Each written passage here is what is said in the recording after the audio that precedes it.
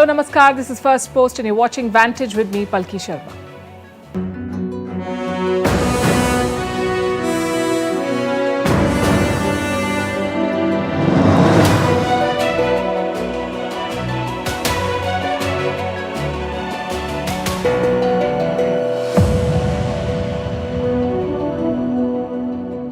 It's the middle of the week, but Indian markets are on a high. Stocks have broken records, and this story is much bigger than the numbers that you see. So tonight we'll tell you about the larger trend. We'll discuss what's driving it. Also looking at China, where President Xi is now courting global investors as his local governments have been caught in a scam worth billions. They were faking land deals. We'll tell you why. In Sweden, tensions are rising as police have given permission to burn a Quran outside a mosque.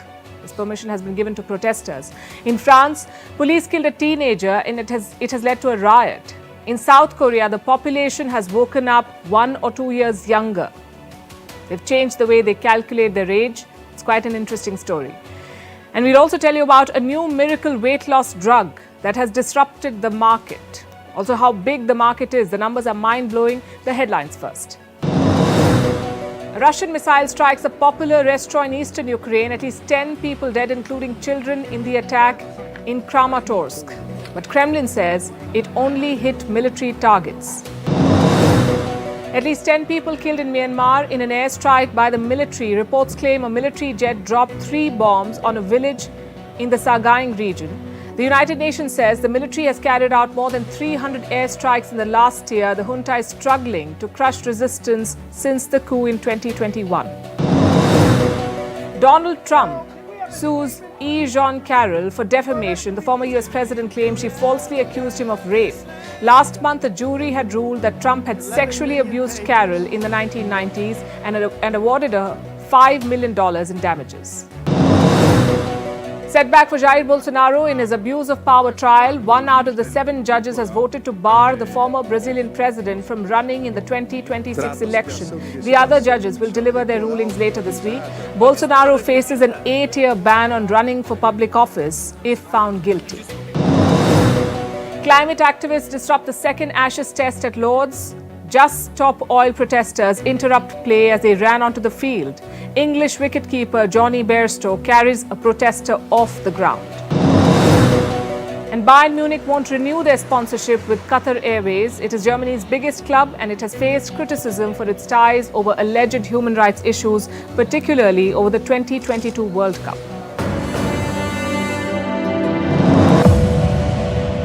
Tonight we begin with the Indian stock market. It's seeing an extraordinary surge. Both Sensex and Nifty touched record highs today. The Sensex breached the 64,000 mark. The Nifty crossed the 19,000 mark. Both indices stabilized afterwards. But Indian stocks are a hot commodity.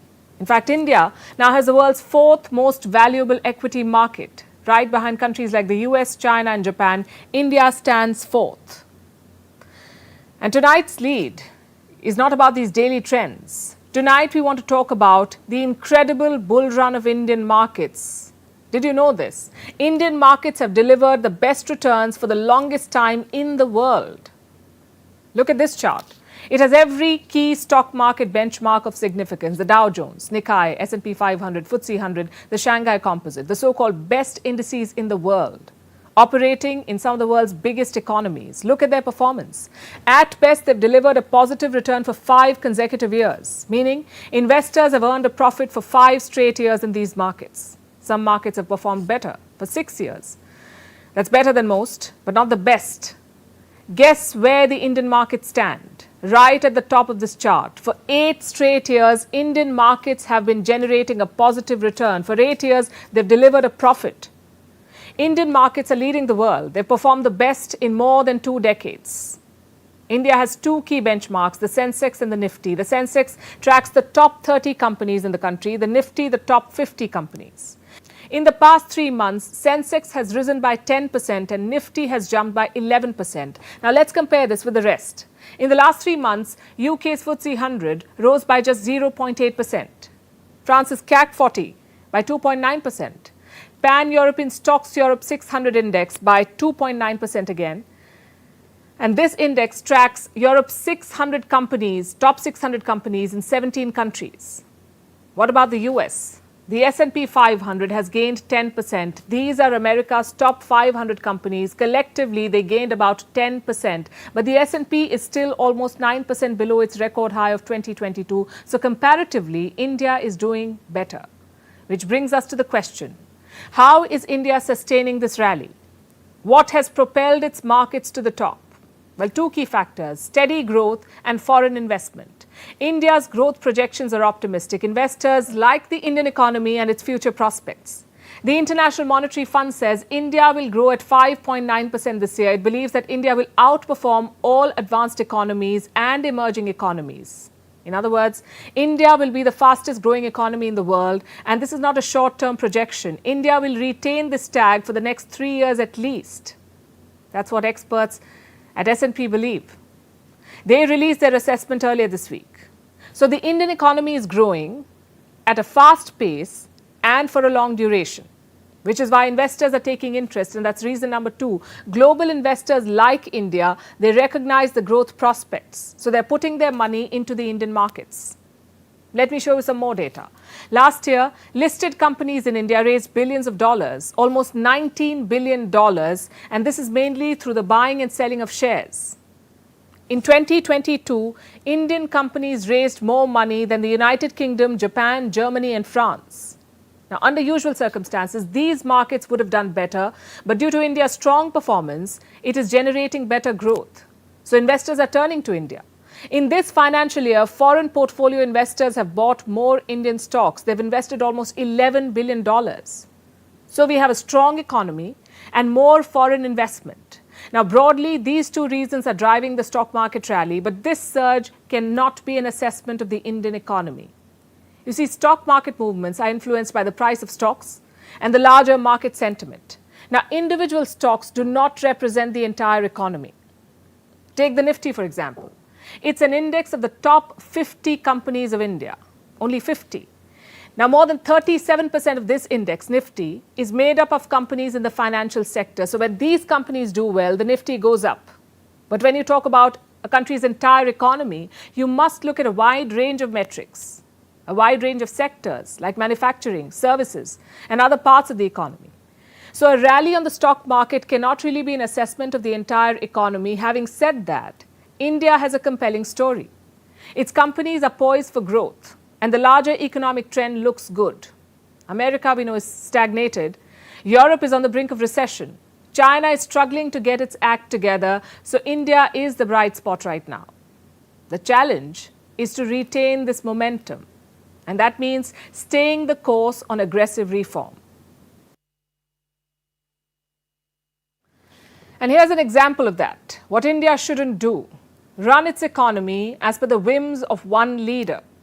Xi Jinping's policies have driven China's economy into the ground. His Belt and Road Initiative led to high levels of debt. His obsession with zero COVID infected the economy. And his crackdowns on business leaders have driven away investors. The result is this: China is struggling, businesses are leaving, and Xi Jinping is trying to win them over. Today, the Chinese president made a pledge. He has promised to do right by foreign investors. Let me quote from what Xi Jinping has said. "We will continue to vigorously promote high-level opening up and better protect the rights and interests of foreign investors per the law." That's what Xi Jinping told New Zealand's Prime Minister. His name is Chris Hipkins. He's on an official visit to Beijing, and Xi told him that China is opening up again. Yesterday, the Chinese premier made a similar pitch. He tried to reassure investors. Beijing is trying very hard to reverse the slump, but it's not finding many takers, especially after today's revelations. Headlines like these: a major corruption scandal has come to light. Turns out local governments in China are cooking up their books. They're inflating their revenue through phony asset sales. A number of bogus deals have come to light. Some 70 regions are said to have falsified their records in China. They inflated their revenue by $12 billion. Let me explain how this happened. This is mainly about land deals. Now, usually regional governments sell land to private players, to property developers, who then build apartments or commercial properties. This is how it works, and this is normal practice.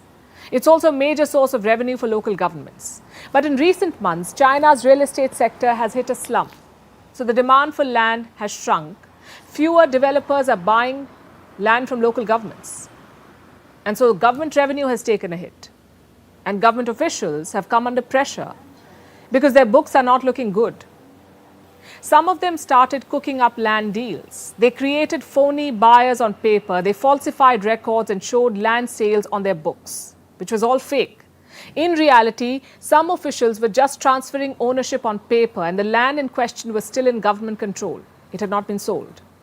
All they did was change the names to create an illusion of an actual purchase. Subsequently, government revenues were inflated. We are talking about fake revenues up to $12 billion. Why do you think they did this? Because Chinese officials are desperate. They face large debt obligations and they don't have the money to repay those debts. These are government debts we are talking about, not personal debts. Local governments in China are buried under loans. At the end of last year, they owed more than $8 trillion. We've told you about this before, $8 trillion. This debt has gone out of control. Land sales would have helped, but there was no demand for land. So local governments could not raise money. In fact, land sales have been an essential source of their income. In 2021, they accounted for more than 40% of local government revenue, the sale of land. Last year, sales were down by 23%, and this market may not see a revival anytime soon. So with their back against the wall, local officials started cooking their books. And this is not limited to one or two cases. As many as 70 regions in China have inflated their revenues in this manner. Now, when stories like these come out, what message do they send to global investors? The Chinese economy is built on a foundation of deception. Their data was never reliable. Now, even their growth projections cannot be trusted. The heavy burden of debt will add to the mistrust. The phony records will diminish investor confidence. There was a time when global investors swore by China's growth story. That time is past. China is now turning into an example of what not to do.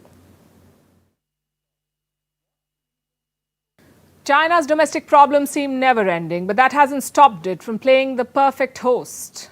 Almost every week, a world leader is in Beijing. As we speak, the New Zealand Prime Minister is there. Soon it could be the Prime Minister of Israel, Benjamin Netanyahu. They don't have a date yet, but Netanyahu has told US congressmen that he'll soon visit China. Some of them were in Jerusalem, and that's when he dropped the news. And now it's making headlines. Although this won't be his first visit to China. He's been there before, thrice. So this will be his fourth time in China as Prime Minister, but it's feeding a lot of chatter because A, America is Israel's biggest and closest partner. America and China are at odds, and Netanyahu's visit at a time like this sends a message. And B, he's not been to the US in this term yet, but he's talking about going to China, which makes you wonder what's going on between Netanyahu and Biden. You see, Benjamin Netanyahu was elected as Prime Minister last December. It's almost been 6 months, 180 days, but he's got no invite from the White House. These two countries, the US and Israel, are as close as they get. Israel is America's biggest ally in West Asia. America gives Israel billions in aid every year. It's been called an unbreakable bond. But it seems the Biden administration is not feeling it. They're keeping Netanyahu at an arm's length, not sending him an invite, and disagreeing with him publicly. This happened in March over Netanyahu's proposed judicial overhaul. A deeply unpopular move. It triggered the biggest protest in Israeli history. They were close to a civil war then. Among the protesters was the US president. He said Netanyahu should drop the plan. They cannot continue down this road. And I've sort of made that clear. Hopefully the Prime Minister will act in a way that he can try to work out some genuine compromise, but that remains to be seen. Now that's a public rebuke of a close ally. Obviously, it did not go down well with Israel, but Netanyahu played it down. He said friends sometimes do have disagreements. Listen to this.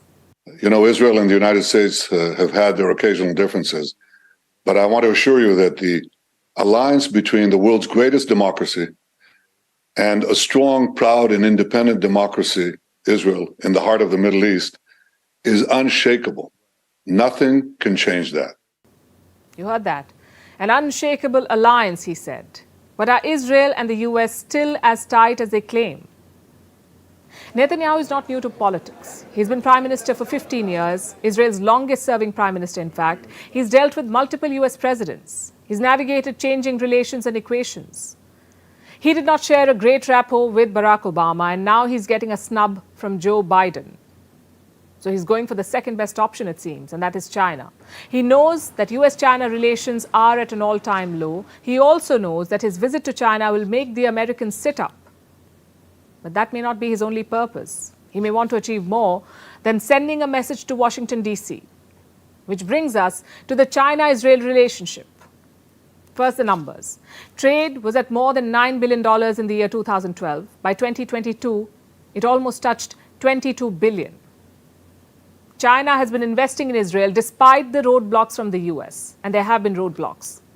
So both sides have been going slow. Plus, China's historic support to Palestine has posed problems for Tel Aviv. And yet, Netanyahu has persisted. In 2017, he called the Israel-China relationship a marriage made in heaven. Well, he said this about India too, so it makes you wonder if this is his favorite phrase. In his personal life, he's been married thrice, so do your math. Anyway, the question now is he going to China to consummate this marriage? He's an astute politician. The world around him is changing very fast, and China is playing a big role in that. Recently, Beijing brokered a peace deal between Iran and Saudi Arabia. For Israel, Iran is a sworn enemy and Saudi Arabia a coveted partner. Israel also wants to normalize ties with the Saudis. Some help from the Chinese would be welcome. So that's one reason. The second reason could be the Israel-Palestinian conflict, the holy grail of foreign policy, as it were. Every US president has tried and failed. Now China wants to mediate. This month, China hosted Palestinian President Mahmoud Abbas. So is it now Netanyahu's turn? Will he engage with China on the question of Palestine? Honestly, we don't know yet. But either way, China may be the winner here. The Israeli leader's visit sends a message, a strong message to the US. It also marks another interesting turn in the politics of West Asia. We'll be tracking it for you.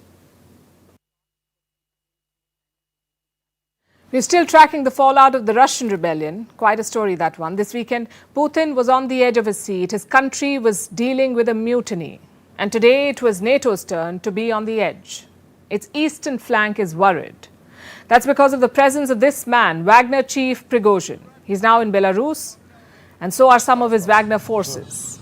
You see, when Prigozhin ended his mutiny, he brokered a deal with the Belarusian president, Alexander Lukashenko. He was promised a safe passage out of Russia and into Belarus, so that's where he is now.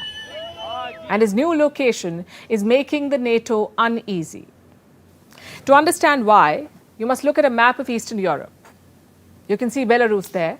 To its north are Lithuania and Latvia. And on the west, there's Poland. All of these are NATO states, and they're worried about Wagner on their borders. Last Saturday, we all have seen the mutiny of the Wagner Group in Russia. If Wagner deploys its serial killers in Belarus, all neighboring countries face even greater danger of instability.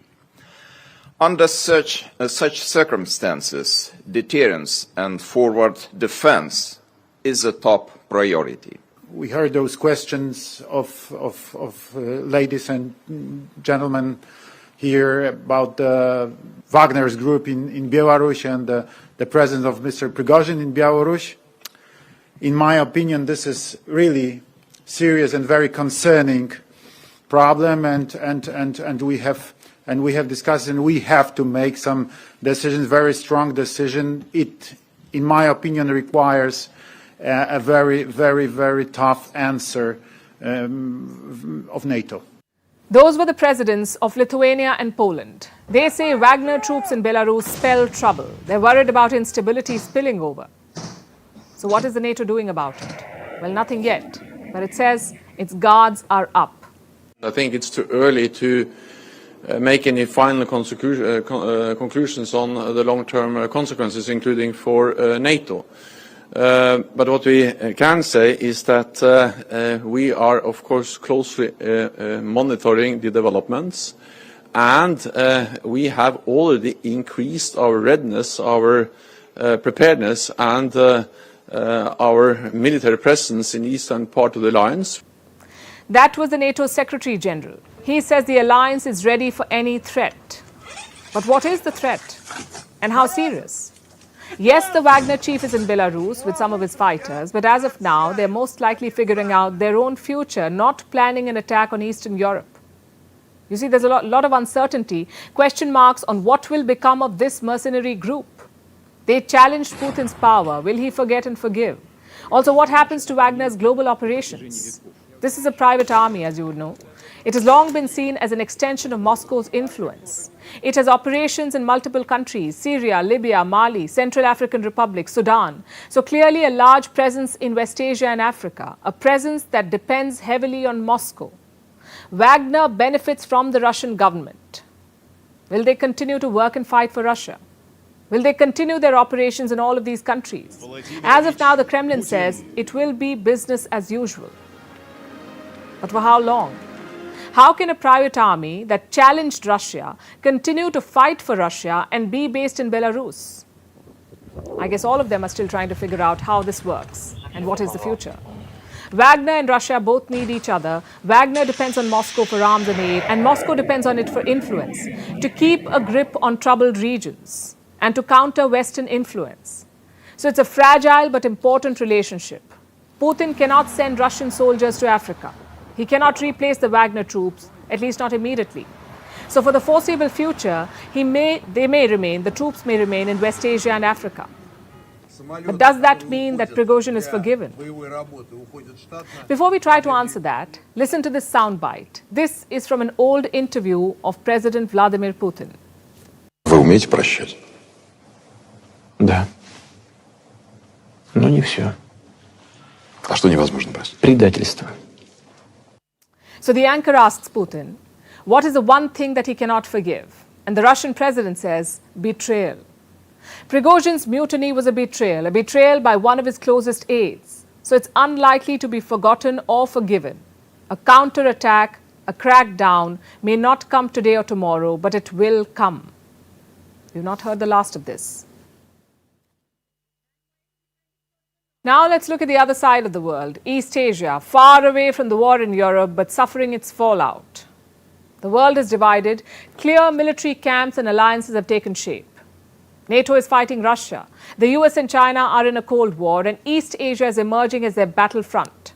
Every day brings new headlines featuring warships, military stunts, and missiles. The latest one comes from Taiwan. 2 Russian warships sailed close to Taiwan, not Chinese, Russian warships.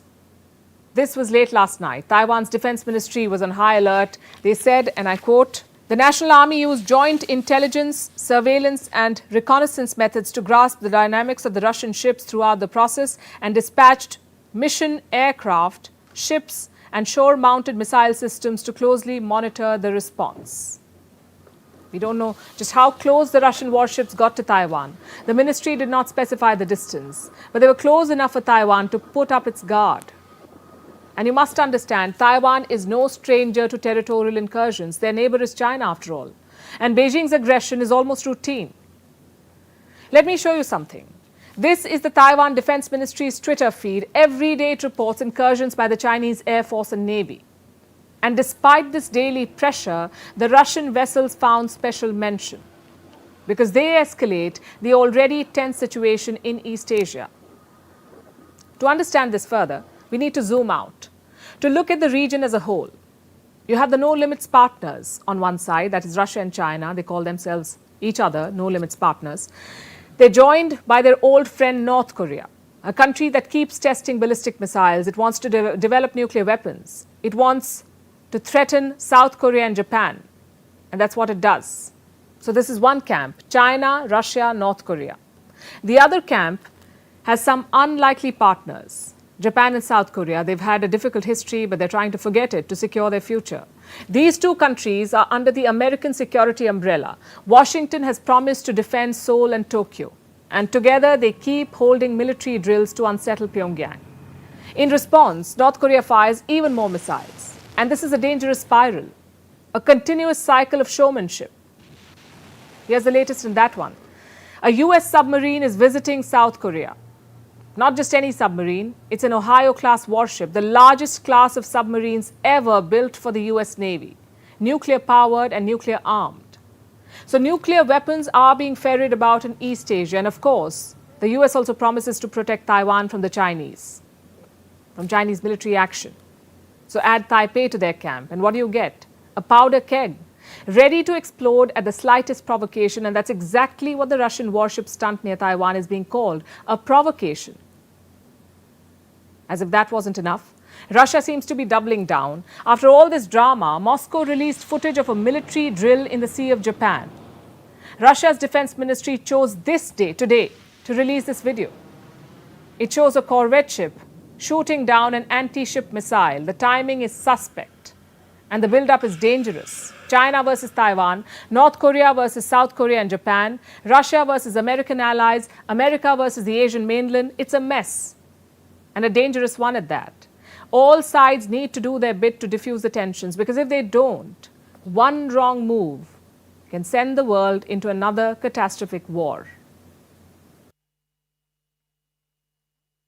Paris is on fire. People have taken to the streets once again. This time it's about a murder, the murder of a 17-year-old by a police officer.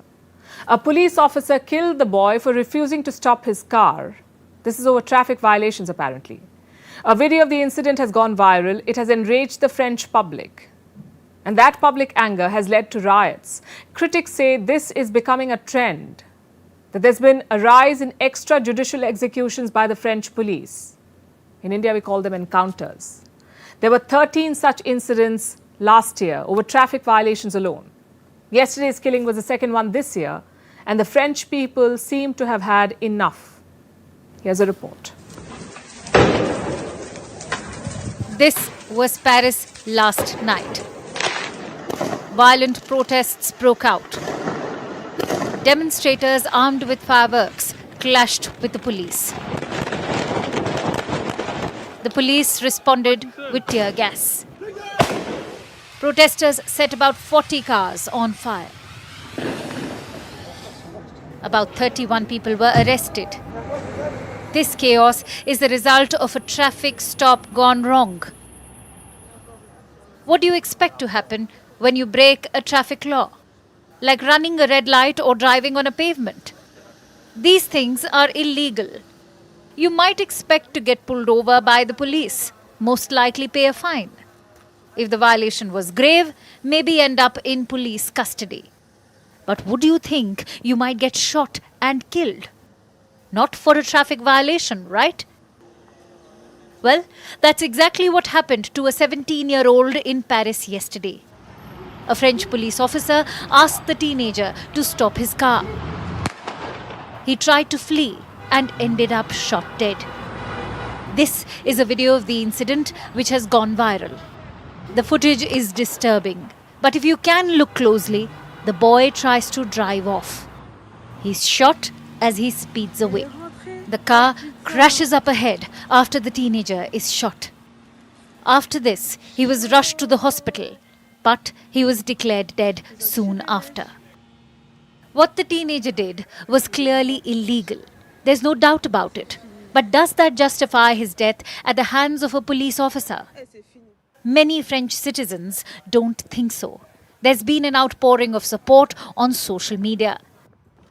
The French football team captain, Kylian Mbappe, put up this post. Actor Omar Sy tweeted this. Écoutez, d'abord, je veux ici dire... First of all, I would like to express the emotion of the entire nation at what has happened and at the death of young Nehel, and to tell his family of our solidarity and the affection of the nation. We have a teenager who has been killed. It's inexplicable, unforgivable. These are words of affection, shared sorrow, and support for his family and loved ones. Macron called the incident inexplicable and unforgivable. The officer has been taken into custody. A case has been filed against him for voluntary manslaughter. He's under investigation. You may ask why France is still furious if the police officer is being punished. It's partly because of what happened after the killing. We showed you the footage from the incident. The police were clearly standing beside the car. But in the report they filed after the killing, the police allegedly lied. They said they killed the teenager because he tried to run them over. This is an extremely serious matter. This video clearly shows that a police officer shot a young man in a cold-blooded way. The police officer who fired the shot is currently in police custody. We therefore hope that things will continue in a calm manner. But we will of course be vigilant because this is a case of voluntary manslaughter and there was no self-defense. The family will file an additional complaint for false testimony. The other officer involved will be charged with complicity in the killing. And in these cases, the wheels of justice need to turn fast. Because the people of France are furious. More protests are expected today. The French government keeps appealing for calm, but the only way to ensure peace is for justice to prevail. Which brings us to Sweden. It has approved a protest in its capital, Stockholm.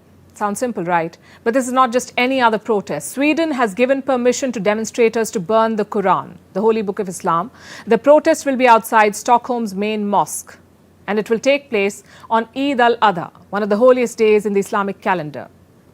So Sweden is clearly playing with fire. But why has it allowed this? The order came from a Swedish court. In fact, let me quote from what the court said. The security risks and consequences that the authorities can see connected to a Quran burning are not of such a nature that according to the current law, they give grounds for a decision to reject a request for a general gathering. Basically, the security risks weren't high enough to reject the request, so the court allowed it. I know it sounds problematic, but Sweden rarely bans protests. In fact, this isn't the first book-burning protest. It's happened before. Protesters have burned the Quran in Sweden before. They were led by this man, Rasmus Paludan. And in fact, he has made quite a name with his Quran burning protests.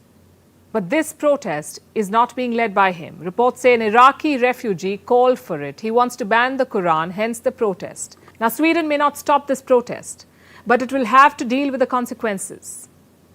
And this most certainly will not go down well with the Muslim world. More importantly, with Turkey. You see, Sweden wants to join the NATO and it's adamant about it. It's really keen to join the NATO. And the only roadblock it has is Turkey. They're opposing the membership. What explains this bad blood? Well, another Quran burning protest. Well, this happened in January. The Quran was burnt in Sweden. It was done in front of the Turkish embassy. And this did not go down well with Ankara. It slammed the protests. It cancelled the Swedish defense minister's visit. And since that day, Turkey has held it against Sweden. And now, there's going to be another protest like this that the Swedish authorities have allowed. Will Turkey turn a blind eye to this one? By the way, this is not the first Quran burning in Europe. And by the looks of it, it may not be the last. In the last 20 years, Europe has witnessed massive migration. Millions flocked to the continent. Most of them came from West Asia and Africa. Some of it was legal, a lot of it was illegal. Europe has tightened its borders now. But these migrants who came over the years still live in Europe. They're part of the European society. But when it comes to values, there is a divide, and a stark one at that. Europe says it believes in free speech. But its critics say it's confusing incitement with freedom of speech. There are many examples of this, including the infamous Charlie Hebdo cartoon, a very controversial one. The French magazine published a series of satirical cartoons of the Prophet Muhammad. They targeted other religions too, but this is the one that sparked massive outrage. There was an attack on the magazine office. 12 people were killed in that attack. Then there were Quran burning events. They happened in Denmark and now in Sweden. Europe defends all of it as freedom of speech. Its critics say it's not free speech really, it's just incitement, and that Europe is being Islamophobic. About 20 million Muslims live in the European Union. That's a sizable population. Most of them believe they're not integrated into the society. And that's what experts also say. But these people feel marginalized. In some cases, they also come under attacks that call for further crackdown. Europeans believe that migrants are threatening their social fabric, so they're calling for stricter borders. But this crisis, the one that's playing out now, is borderless. European society is more divided than ever before. It is dealing with growing extremism on both sides, and Europe must address it before it boils over. Before I begin my next story, let me ask you a weighted question. Have you ever been concerned about your weight gain? Have you been conscious about being large of thigh and round of belly? Have you ever dreamed of a drug that could render you slender? According to drug makers, your wait is over because we are living in a weight loss revolution which has taken another dramatic turn. Eli Lilly, a drug maker, has developed an experimental weight loss shot, an injection to help you lose weight. It's being hailed as the strongest weight loss treatment yet. It works a lot like other similar drugs. It tinkers with the body's hormones that control appetite. And the result? Obese patients shed about 24% of their body weight after 48 weeks. Some 26 kilos of weight loss in almost a year. Honestly, these results are mind-blowing, much higher than any other anti-obesity medication. And that's saying something because, as you may know, there are numerous players in the weight loss game like Novo Nordisk, Pfizer, AstraZeneca and Amgen. From jabs to pills, they offer a crop of solutions. And they may differ in their response, but they all promise one thing, a slimmer world. But here's the skinny. Over the past decade, these treatments have offered very little benefit and too many side effects. But now Lilly's newest drug has set the bar much higher by showing that weight can be dramatically cut down by a simple injection. It is already one of the most valuable drug makers in the world, and after the news of this drug, its shares have risen sharply, which only goes on to show that Lilly may take the lead in the weight loss market, a market which is predicted to reach $150 billion within the next decade. So weight loss will be rivaling cancer treatments. Tells you something about our world. Drugs that help you shed weight come with a heavy price tag. Every month, an average user must shell out more than $900 for these drugs. Very expensive for a medicine, unaffordable for many. Yet the demand continues to surge because people see value in these drugs. For some, they are the weapon of choice in the battle of beauty. For others, they can be a lifesaver. Today, 38% of the world population is overweight or obese. That's about 2.5 billion people, 2.6 billion people. In 12 years' time, this will increase to 51%. That's more than 4 billion people. And obesity is harmful to health, no two ways about it. It can cause diabetes and heart disease. It does sound morbid, right? So people continue to embrace this drug-fueled anti-obesity revolution and enter a new territory where metabolism is manipulated. And apart from the cost, there's also a metaphorical price to pay. Most of these drugs, including Lilly's shot, come with a range of similar side effects like nausea, diarrhea, vomiting, constipation. And these issues only get worse as the dosage increases. Some even experience skin tingling and increased heart rate. And all of these side effects are known. Yet these drugs continue to fuel a frenzy among patients. They're causing a gold rush within the pharma industry, which for decades has been seeking its holy grail, a drug that can safely help people shed pounds. The fact is, scientists are still learning how to harness the link between our brain and our gut. So weight loss drugs are going through a series of trials, jumping through the hoops to prove their worth. And so is Lilly's supposed miracle shot. Its efficacy and safety still needs to be confirmed in a larger trial. And further study in the field is required across the board. But you don't need to see the results to catch the excitement in the air, really, because those who are desperate to shed weight are willing to shed hundreds of dollars for any new potentially successful anti-obesity drug, even if it comes with risks. After all, there's a price for everything. And for all the talk about body positivity and embracing yourself for who you really are, the desire for weight loss continues to drive a very big market. If you could go back in time, what would you do differently? That's a question that over 51 million people face today. We're talking about the people of South Korea because, believe it or not, they have become younger overnight. At least according to a new law in their country, it says South Korea will now adopt the International Age System, a way to calculate age which is used by most of the world.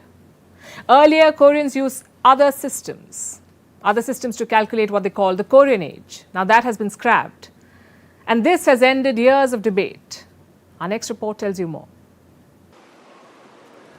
South Koreans woke up yesterday to find themselves a year or two younger because the East Asian country's government has passed a new law. It has adopted the international age system, ditching its traditional system to count age. And for most, this is good news.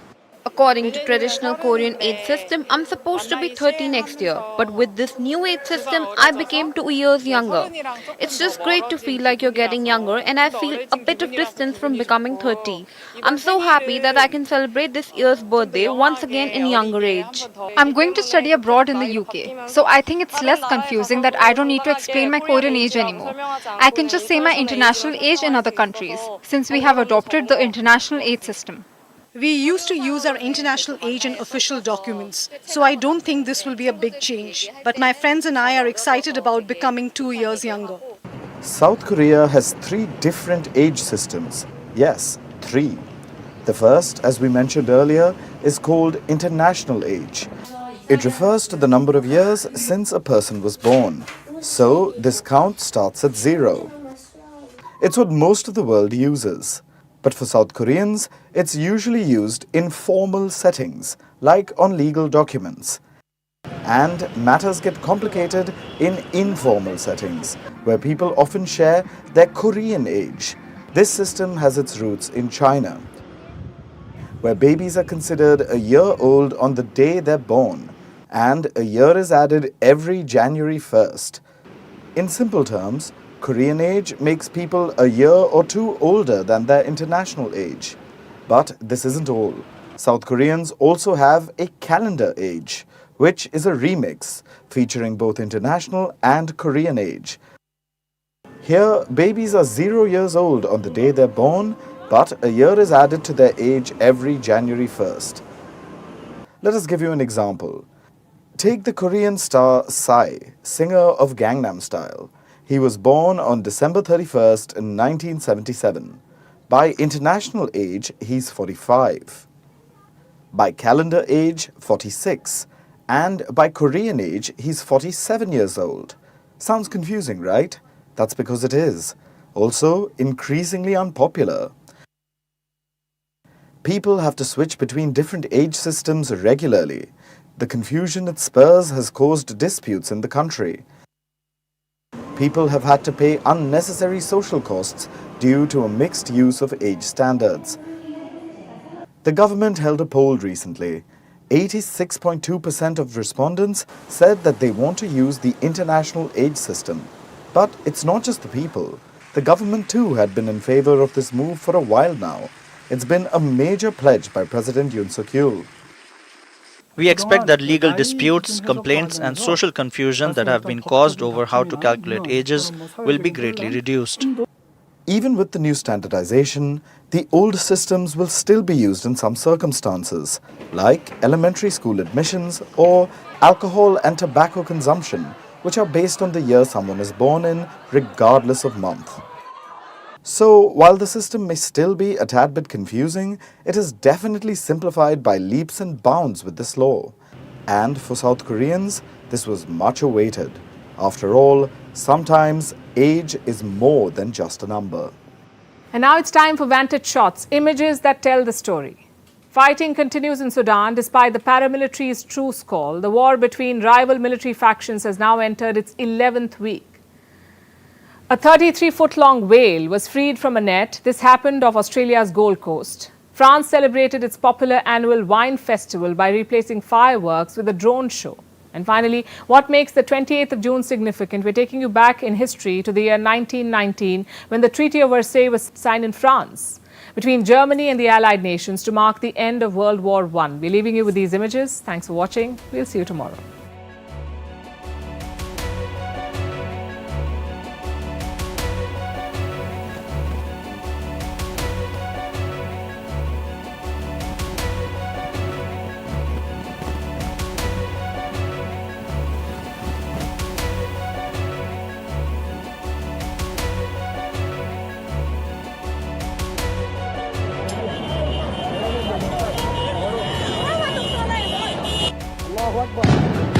الله أكبر الله أكبر ولا إله إلا بالجهاد الله أكبر الله أكبر الله أكبر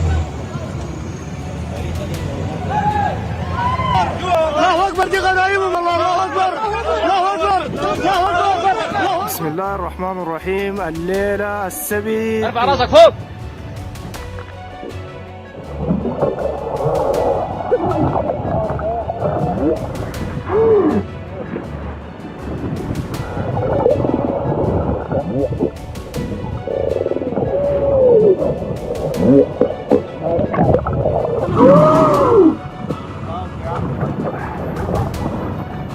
Hold on, under again.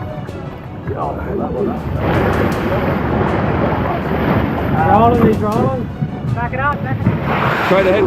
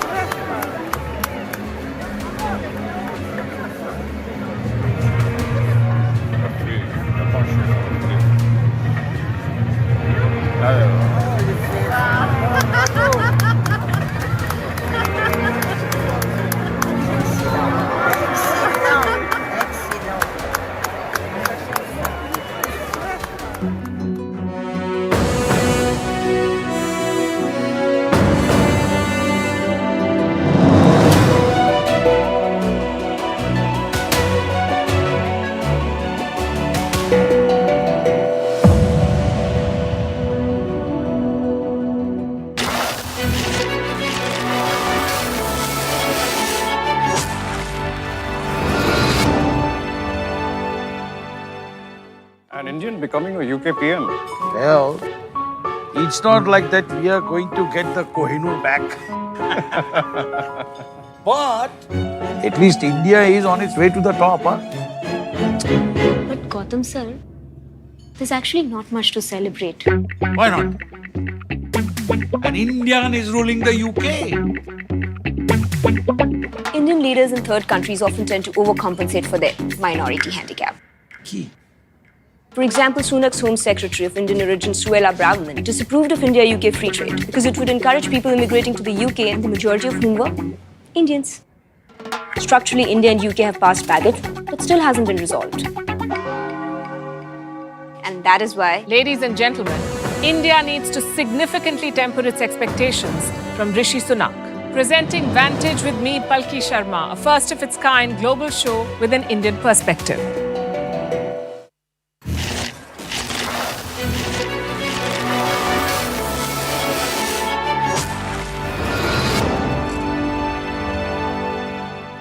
Mismanaged vaccination drive, broken healthcare systems, citizens taking matters into their own hands. India's failure in managing the COVID-19 crisis is staggering. Want stories but without the West spin on it? Presenting Vantage with me, Palki Sharma, a first-of-its-kind global show with an Indian perspective.